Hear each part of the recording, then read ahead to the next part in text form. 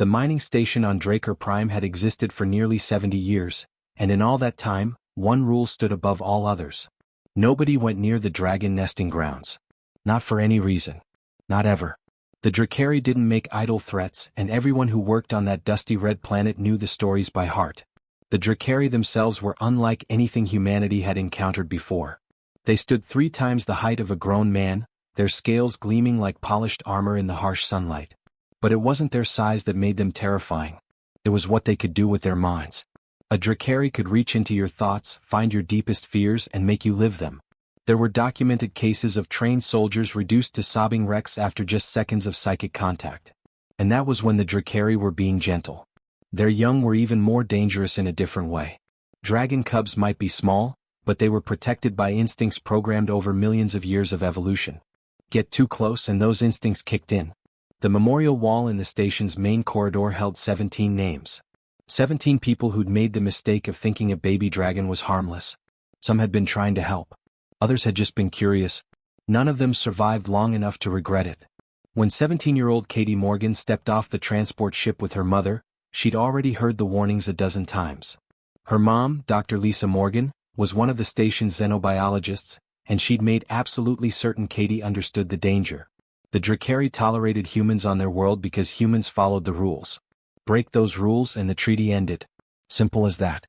Katie wasn't supposed to be anywhere near anything important. She was just there for the summer, helping out while she decided whether to follow her mother into xenobiology or pursue engineering like her father back on Earth. They'd given her the simplest job available, cataloging mineral samples in the outer caverns. It was boring work, but it was safe. Or it should have been. The cavern where she worked that day was about 2 miles from the main station, connected by a network of sealed tunnels that kept the toxic atmosphere outside. Katie had been chipping away at a promising rock formation, her sample kit spread out beside her, when she heard the sound. At first, she thought it was equipment malfunction. A high-pitched whining that seemed to echo off the cavern walls.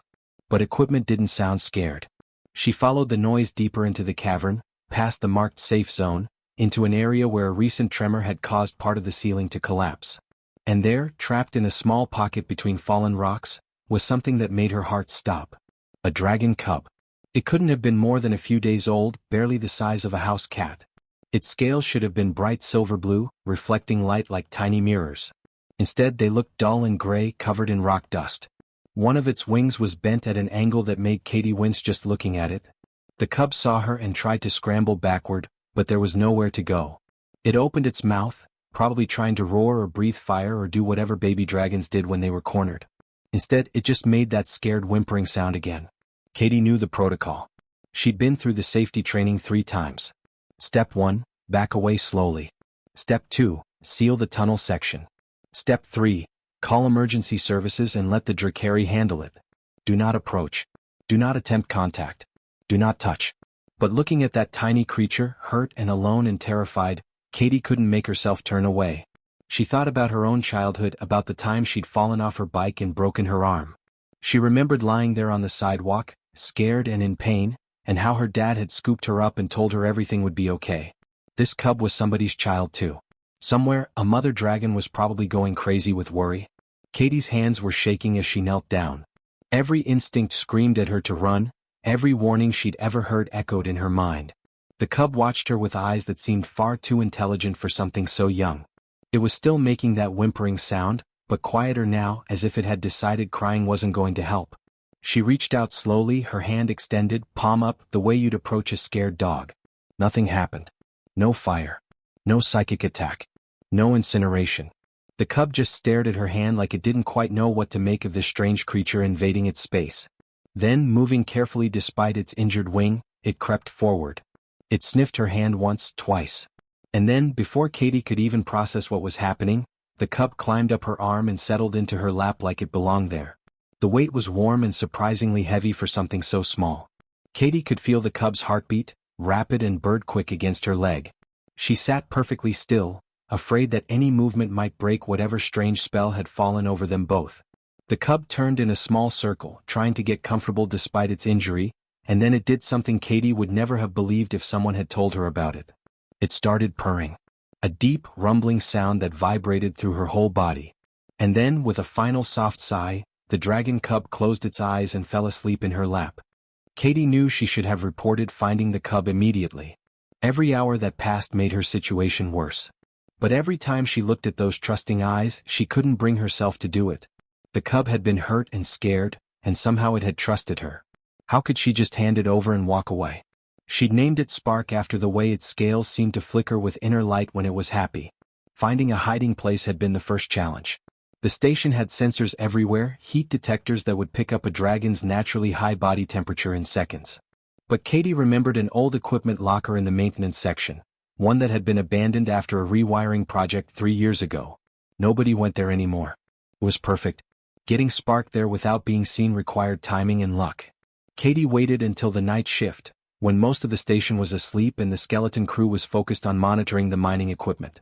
She wrapped Spark in her jacket, praying the cub wouldn't decide to squirm or make noise at the wrong moment. Her heart pounded so hard she thought everyone must be able to hear it. But they made it. The locker was dusty and cramped, but it was warm and dark and Spark seemed to like it immediately. The wing was the biggest problem. Katie had watched enough medical dramas to know that broken bones needed to be set and immobilized. She didn't have proper medical supplies, and taking anything from the infirmary would raise questions she couldn't answer. Then she remembered the scarf her grandmother had given her before she'd left Earth. It was silk, soft but strong, with a pattern of blue flowers that her grandmother had embroidered by hand. Katie's mom always said it was too precious to wear every day. But right now it was exactly what she needed. She tore the scarf into strips and carefully wrapped Spark's wing, holding it close to the cub's body so it couldn't move. Spark whimpered a little during the process, but it didn't try to bite or scratch. It just watched her with those huge, intelligent eyes, as if it understood she was trying to help. When Katie was done, she tied the makeshift splint secure and hoped it would be enough. Food was the next problem. Dragon cubs needed to eat, and they didn't eat the standard station rations that humans survived on. Katie started sneaking food from the cafeteria. Extra portions that she claimed were for late-night studying. Protein bars from her emergency supplies. Once, she even managed to steal a package of real meat from the officer's mess, though her hands shook the entire time. Spark ate everything she brought with enthusiasm, making happy little chirping sounds that made Katie smile despite her constant fear of being caught. The strangest part was how much Spark seemed to need her specifically. During her visits, the cub would follow her around the small locker space, bumping against her legs like an affectionate cat. When she had to leave, Spark would curl up in the corner where her jacket was bundled up, as if her scent alone was enough to comfort it. And whenever she returned, the cub would purr that deep, rumbling purr that made everything else fade away. What Katie didn't know, what nobody had ever told her, was that dragon cubs imprint during their first few days of life. When they're vulnerable and scared, they bond with whoever shows them genuine kindness. It's an ancient survival mechanism, one that the Drakari rarely talk about with outsiders. Once a cub imprints, that bond is considered sacred. Breaking it can damage the young dragon psychologically, sometimes permanently. Spark hadn't just accepted Katie's help. Spark had chosen her as family.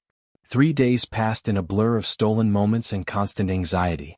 Katie barely slept. She jumped at every sound, convinced someone had discovered her secret.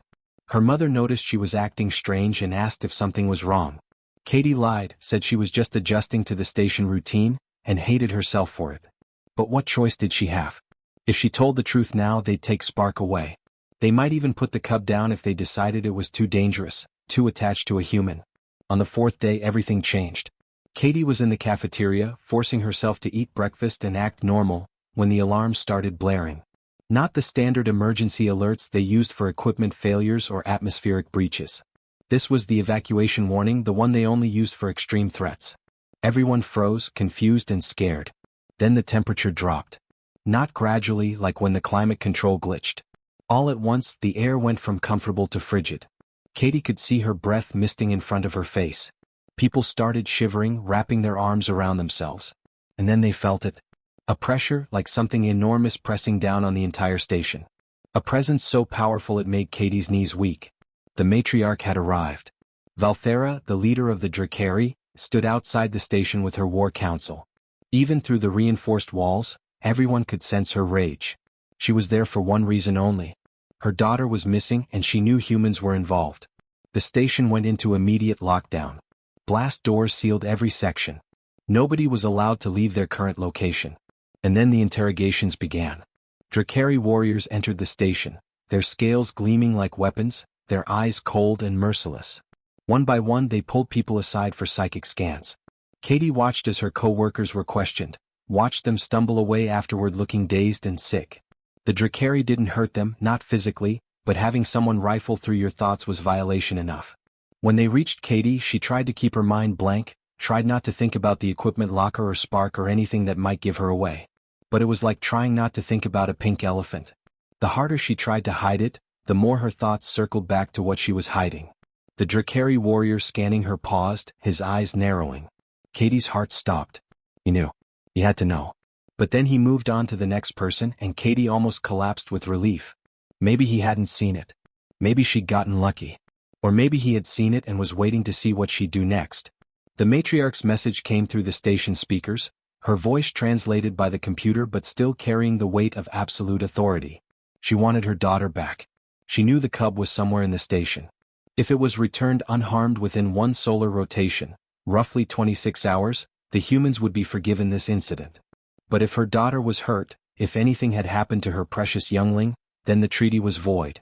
The station would burn and every human on it would pay the price. Katie sat in her quarters, her mind racing. 26 hours. She had 26 hours to figure out what to do. Give up Spark and save everyone or try to find another way and risk everything. The choice should have been simple. One dragon cub versus 300 human lives. But when she thought about Spark curled up in that locker, trusting and innocent, the answer didn't feel simple at all. Katie spent the entire night staring at her ceiling, unable to sleep. Every scenario she imagined ended badly. If she kept hiding Spark, the matriarch would eventually find them both and everyone would die. If she gave Spark up, the cub would be taken away, probably traumatized by the separation. There was no good answer. But as dawn broke over Draker Prime's red landscape, Katie realized she couldn't live with herself if she let 300 people burn because she'd gotten attached to a baby dragon. She made her way to the equipment locker one last time, her heart heavy. Spark was awake, chirping happily when Katie entered. The cub had gotten stronger over the past few days. Its scales were brighter now, and it could move around without favoring its injured wing quite so much. When Spark saw Katie's face though, the chirping stopped. Dragons might be young but they weren't stupid. Spark knew something was wrong. Katie picked up the cub, holding it close one final time. She could feel Spark's heartbeat against her chest, faster than usual. The cub nuzzled against her neck, making soft questioning sounds. Katie fought back tears. She couldn't afford to break down now. She had to be strong, had to do the right thing even though it felt like ripping out part of her own heart. The walk to the main airlock felt like walking to her own execution. Station personnel watched her pass, their faces a mixture of confusion and fear.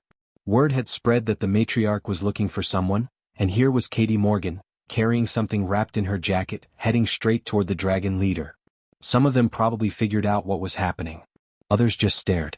The airlock area had been cleared except for Station Commander Roberts and Katie's mother. Dr. Morgan's face went white when she saw what her daughter was carrying.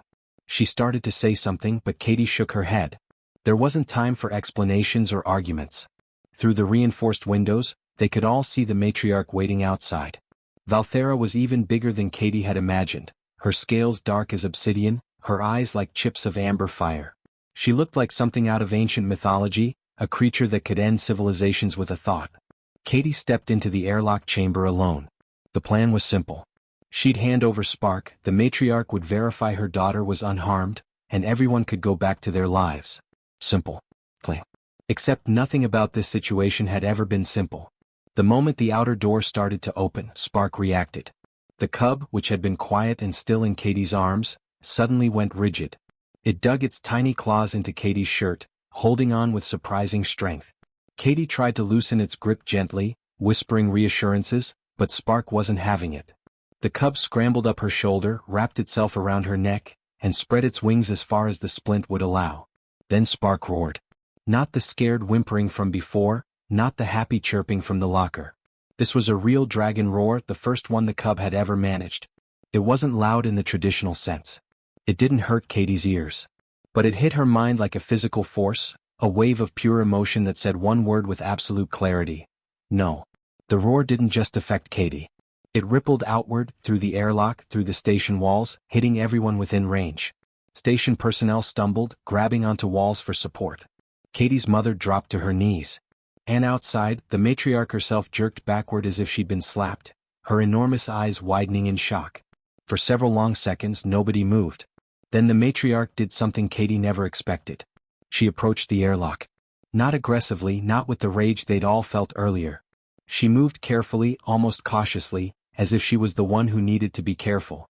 Her voice came through the communication system, deep and resonant even through the translation software. She asked to enter the station. Commander Roberts looked like he wanted to refuse, but what could he say? They were already on the verge of war. Maybe letting the matriarch inside would make things worse, but refusing her definitely would. He authorized the inner airlock to open. Watching Valthera try to fit through human-sized corridors would have been funny under different circumstances. She had to crouch and turn sideways, her scales scraping against walls that had never been designed for something her size. Station personnel scattered ahead of her, clearing a path. The matriarch ignored them all. Her attention was fixed entirely on Katie and the cub wrapped around the girl's shoulders. They ended up in Katie's quarters because it was closer than anywhere else, and the matriarch was clearly uncomfortable in the tight corridors. The moment they were inside, Valthera's gaze locked onto her daughter. Katie expected the matriarch to demand Spark come to her, to use that psychic power everyone feared to compel obedience. Instead, Valthera just stared, her expression unreadable. Katie didn't know what to do. Standing seemed rude, but sitting on the floor with a dragon matriarch looming over her seemed like a good way to get stepped on. She compromised by lowering herself slowly to the ground, her back against the wall. Spark immediately climbed down into her lap, curled up and closed its eyes. Within seconds the cub was purring again, that deep rumbling sound that Katie had come to know so well. The matriarch made a sound that the translation software couldn't quite capture. Surprise maybe. Or disbelief. She lowered herself as well, settling into a position that looked uncomfortable for something her size but brought her massive head closer to Katie's level. When she spoke, her voice bypassed the computer entirely, pressing directly into Katie's mind. It felt strange but not painful, like hearing someone speak underwater. The matriarch asked what happened. Not as an accusation but as a genuine question. So Katie told her everything. Finding Spark in the collapsed tunnel, scared and hurt. The decision to help instead of walking away. The 3 days of hiding and healing. She didn't try to justify it or make excuses. She just laid out the facts and waited for judgment. Through their mental connection, Valthera shared images with Katie. Spark's first flight attempt, the joy of catching wind under new wings. Then the terror as the ground gave way, the tunnel collapsing, the darkness and pain. A young dragon's fear should trigger aggression, should send them into a feral state where they attack anything that moves. It's a survival instinct, one that saved countless cubs from predators over millions of years. But Spark hadn't gone feral. Instead, the cub had accepted help from an alien species, had trusted a human enough to fall asleep in her presence. The matriarch's emotions bled through the connection. Confusion. Concern. And something else, something Katie couldn't quite identify. Valthera explained, slowly and carefully, about imprinting. About how dragon cubs bond with their protectors during vulnerable moments. About how that bond is considered sacred among the Drakari, something that cannot be broken without causing deep psychological harm to the young dragon. Katie felt her stomach drop. She hadn't known. How could she have known? She'd just been trying to help an injured animal. But according to Drakari law, she'd accidentally become something far more significant. She'd become Spark's bonded guardian, a role that typically only went to biological parents or chosen mates. A role that had never, in all of recorded Drakari history, gone to a human. The matriarch faced an impossible situation. Her own laws said that Spark and Katie couldn't be separated. But those same laws had been written assuming the bonded pair would both be Drakari. Accepting a human as her daughter's guardian meant acknowledging that humans could fulfill roles the Drakari had always considered exclusive to themselves. It meant changing traditions that stretched back thousands of years. But refusing meant condemning her own daughter to psychological damage, possibly even death if the separation was too traumatic. Valthera looked at her daughter, sleeping peacefully in a human's lap. She looked at Katie, this small creature who'd risked everything to help a stranger. And she looked at the future, at what this moment might mean for both their species. The journey to the Drakari homeworld took 2 days by shuttle. Katie spent most of that time in a private cabin, clutching Spark and trying not to think about what was coming. The matriarch had explained that the council needed to make the final decision. Valthera could advocate for them, but she couldn't override centuries of law on her own. Katie would have to face the gathered leaders of the Drakari and convince them that a human could be trusted with one of their young. Her mother came with her, of course. Dr. Morgan had barely left Katie's side since learning the truth, alternating between fierce protectiveness and quiet worry. She kept telling Katie it would be okay, that they'd find a way through this. But Katie could see the fear in her eyes. Nobody knew what the council would decide. Nobody had ever been in this situation before. The Drakari capital was nothing like the mining station. It was carved directly into a mountain range, with massive chambers that could accommodate hundreds of full-grown dragons. The great amphitheater where the council met was the largest structure Katie had ever seen. It stretched up toward the sky, open to the air, with tiers of stone seats rising in concentric circles. Each seat held a dragon, their scales creating a rainbow of colors that would have been beautiful if Katie wasn't so terrified. When they led her to the center of the amphitheater floor, Katie felt smaller than she ever had in her life. Hundreds of dragons surrounded her, all of them staring down with eyes that held thousands of years of accumulated wisdom and judgment. Spark sensed her fear and tightened around her shoulders, chirping softly in what might have been encouragement. Katie took a deep breath and straightened her spine. If she was going to face this, she'd do it standing up. The council session began with Valthera presenting the basic facts. Her daughter had been lost. A human had found her. An accidental bond had formed. Now they needed to decide what to do about it. Simple words for an incredibly complicated situation. Then war singer Thazar rose to speak, and Katie understood why Valthera had looked so worried. Thazar was massive even by Drakari standards, his scales a deep crimson that looked like dried blood. When he spoke, his voice rolled through the amphitheater like thunder. He called humans parasites, clever little creatures who'd wormed their way into Drakari trust only to steal one of their children. He said Katie had manipulated Spark during a vulnerable moment, taking advantage of a young dragon's confusion and fear. He demanded that Spark be taken away immediately and that Katie's memories be wiped clean to prevent her from sharing Drakari secrets. The psychic weight of his words pressed down on Katie like a physical force. Other dragons around the amphitheater echoed his sentiments, their combined disapproval creating a pressure that made it hard to breathe. Katie's knees wobbled. Black spots danced at the edges of her vision. But she locked her legs and refused to fall. She wouldn't give them the satisfaction of seeing her collapse.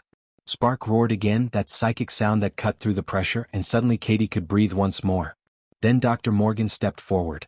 Katie hadn't known her mother planned to speak, but she should have guessed. Dr. Lisa Morgan had spent 20 years studying alien species. She knew how to present data, how to build a case that even the most skeptical scientist would have to acknowledge. She brought up holographic displays showing Katie's medical scans from the past 4 days. Elevated stress hormones. Disrupted sleep patterns.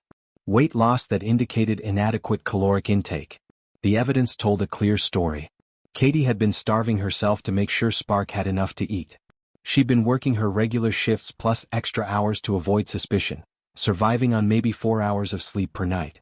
She'd been spending every spare moment caring for an injured dragon when she could have just reported the situation and walked away clean. Dr. Morgan's voice shook slightly as she described her daughter's sacrifice, but the data didn't lie. Security Chief Anderson provided the next piece of evidence. He'd pulled every bit of footage from the station's cameras, tracking Katie's movements over those 3 days. The recordings showed her sneaking food from the cafeteria, always taking small amounts that wouldn't be noticed missing. They showed her working twice as hard as normal to maintain her cover story. They showed her checking over her shoulder constantly, jumping at every sound, living in perpetual fear of discovery. And they showed the one time she'd broken down, sitting alone in a supply closet with her head in her hands, crying silently before pulling herself together and going back to check on Spark. But the most powerful evidence came from Spark herself. The matriarch asked permission to share her daughter's memories with the council, and Spark agreed. Suddenly, everyone in the amphitheater could see what the cub had experienced. The terror of the tunnel collapse. The pain of the broken wing. The certainty that she would die alone in the darkness. And then Katie, appearing like something from a dream, her fear obvious but her hands gentle. The images showed Katie's careful touch as she examined Spark's wing, the way she'd torn up her own grandmother's scarf to make a splint. They showed her singing softly while Spark fell asleep, her voice shaky but determined to provide comfort. What struck the council most was the fear in Katie's memories. She'd been absolutely terrified the entire time. Every instinct had screamed at her to run, to report the situation, to save herself. But she'd stayed anyway. She'd pushed through that fear because something small and helpless needed her help, and she couldn't walk away from that. The amphitheater fell silent as the memories faded. Even Warsinger Thazar seemed uncertain now, his earlier righteous anger deflated by the evidence of genuine compassion. But it was Matriarch Valthera who spoke next, and what she shared changed everything. She projected an ancient memory, something passed down through generations of Drakari matriarchs. It showed their species thousands of years ago, before they'd achieved spaceflight or built cities. Young dragons struggling to survive on a harsh world, their numbers dwindling.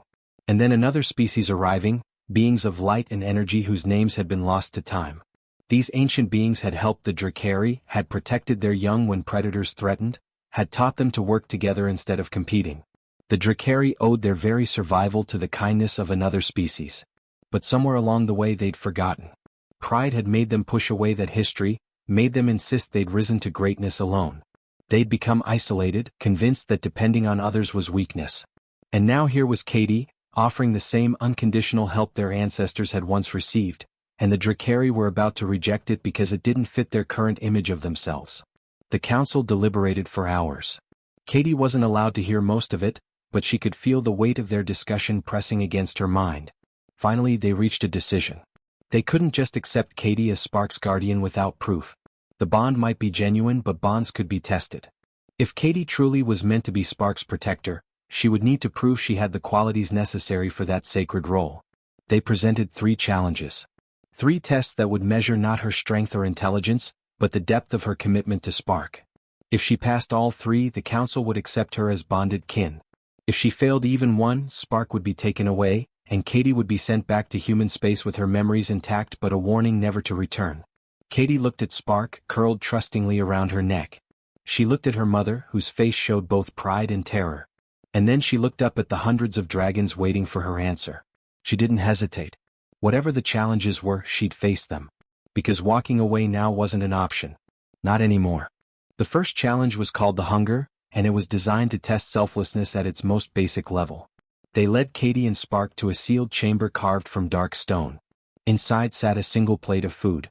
Not much, just enough to satisfy one hungry being. The rules were simple. The chamber would remain sealed for 12 hours. What happened to the food during that time would tell the council everything they needed to know about the nature of Katie's bond with Spark. The door sealed behind them with a heavy thud that seemed to echo forever.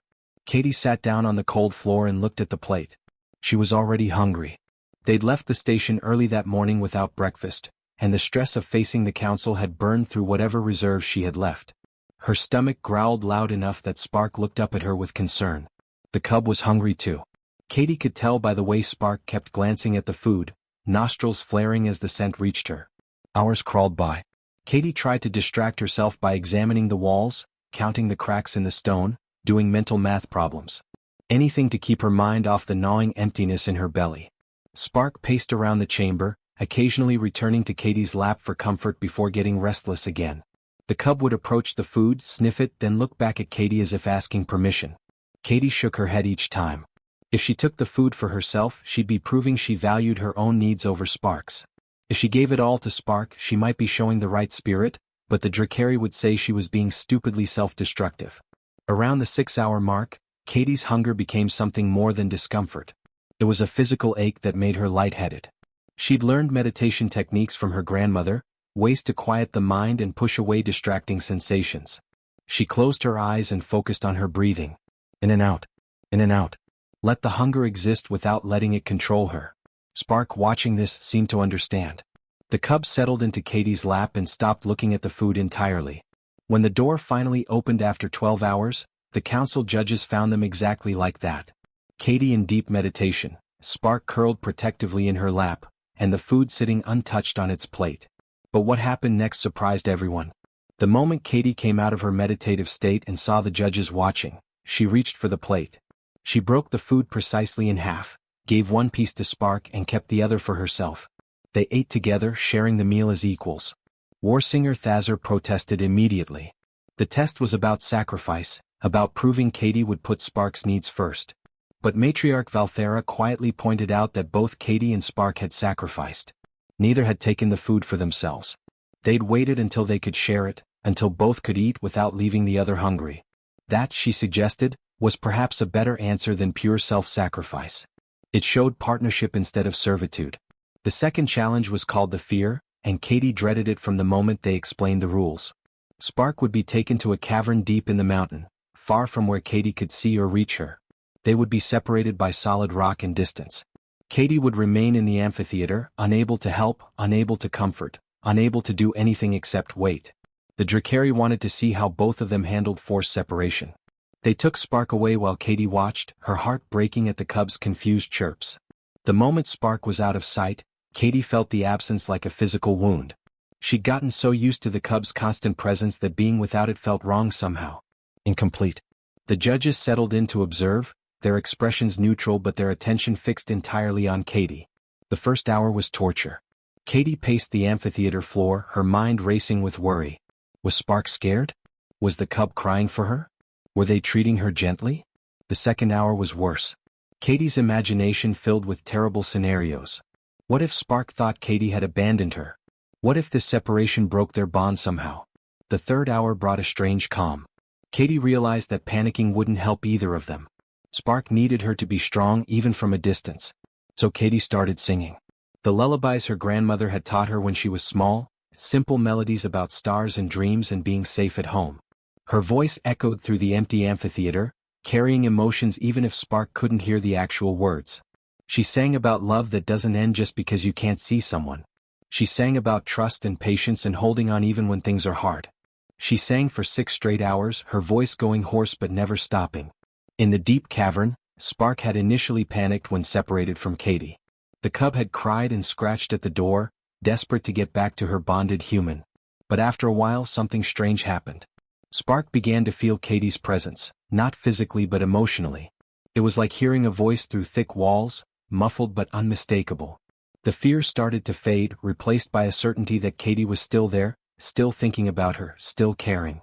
Spark started humming along with a melody she shouldn't have been able to hear, a tune that somehow reached across stone and distance through nothing but sheer determination and love. When they brought Spark back, the cub launched herself at Katie with such force they both tumbled to the ground. They stayed like that for several minutes, Katie crying into Spark's scales while the cub purred loud enough to vibrate the floor. The judges didn't need to discuss this result. The bond had clearly survived separation and even grown stronger through it.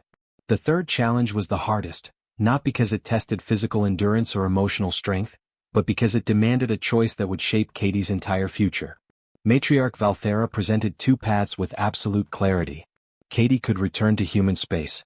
She would be given wealth as compensation for her time, honors for her compassion, and the gratitude of the Drakari people. Spark would remain on Draker Prime, raised by Valthera herself with all the advantages and training befitting a matriarch's daughter. Spark would grow strong and wise, wanting for nothing. Or Katie could stay. She could remain on Draker Prime as Spark's bonded guardian, living among the Drakari, learning their ways. But this path meant giving up everything she'd known. No more Earth. No more human friends. No college, no career among her own people, no chance at a normal human life. She'd be accepted among the Drakari, but she'd always be different, always slightly apart. Her family could visit, but she couldn't go home. The council gave Katie 1 hour to decide. They expected her to agonize over it, to weigh the options carefully, to perhaps ask for more time. Katie took 30 seconds. She looked at Spark, who watched her with complete trust, and she looked at Matriarch Valthera with absolute certainty in her eyes. She chose Spark. Not because it was noble or heroic or because she wanted recognition. She chose Spark because the alternative was unthinkable. You don't abandon family just because things get difficult. You don't walk away from someone who loves you unconditionally just because staying requires sacrifice. Katie's voice was steady as she explained her reasoning to the council. Humans, she said, might not have psychic powers or scales or the ability to breathe fire. But they have something just as powerful. They have the capacity to love beyond reason, beyond logic, beyond what makes practical sense. They form bonds that transcend species and custom and convenience. Warsinger Thazar asked if she understood what she was giving up. Katie nodded. She understood perfectly. But she also understood what she'd be gaining. A family that chose her as much as she chose them. A purpose that mattered more than any career. A bond that most beings never experience in their entire lives. The council voted. It wasn't unanimous. Some still believed humans couldn't be trusted with such responsibility. Some worried about the precedent this would set. But the majority saw what Katie had demonstrated through 3 trials. She had the qualities of a true bonded guardian: selflessness, loyalty, and love that didn't bend even under the hardest pressure. 5 years passed like a strange dream. Katie grew from a scared 17-year-old into a confident young woman who could speak the Drakari language fluently and had learned to sense Spark's emotions across distances. Spark grew from a tiny cub into a magnificent dragon whose silver-blue scales caught light like captured stars. They were inseparable, finishing each other's sentences and communicating as much through feeling as through words. Katie became something unexpected: the first ambassador between humans and Drakari. When tensions rose between the species, when old prejudices threatened the fragile peace, it was Katie and Spark who stood in the middle and reminded everyone what really mattered. They were living proof that different species could not just coexist but genuinely love each other. That trust could bridge gaps that seemed impossible to cross.